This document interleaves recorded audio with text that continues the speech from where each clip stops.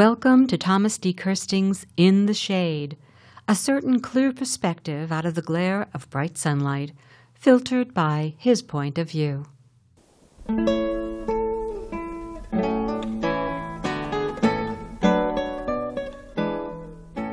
Speechless in the battle.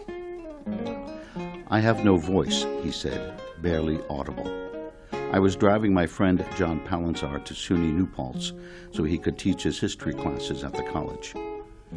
John is battling cancer of the vocal cords and had just had a radiation treatment that morning. His speech reduced to a raspy whisper. He told me what frustrated him most. "I have no voice." Later in his class, he would repeat those words into a microphone that merely amplified his gravelly message to his attentive students. "I think it might serve as a metaphor, too," he told them. His class by now was rapt, listening, leaning forward, intrigued by what Professor P was saying. "I never felt this before," he continued. "I always had a voice." He looked around the room and smiled. The class smiled back and nodded.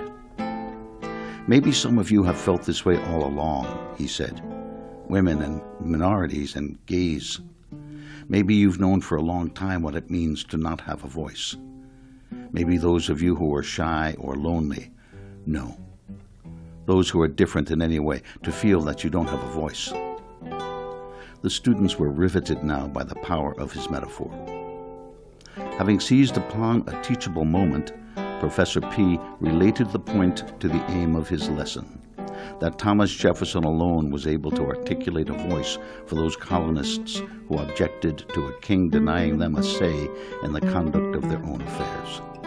That in the phrasing of the Declaration of Independence, Jefferson had given vent to their frustrations and their passions.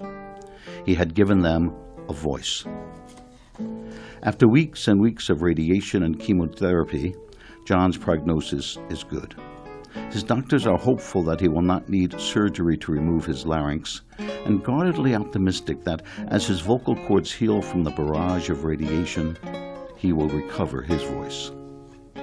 Still, under the spell of his metaphor, I think of those who have much less hope, of those who need not to recover their voice, but to discover it for the first time. How empowering that moment would be. When the poor pursue means to climb out of their penury, they have found a voice. When minorities refuse to accept that the color of their skin should hold them back, they have found a voice.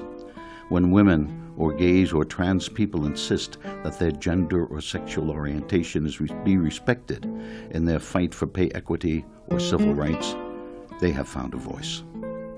Whenever any who feel disenfranchised in any way declare, "Enough, we've had enough, we're not going to take it anymore," they have found a voice.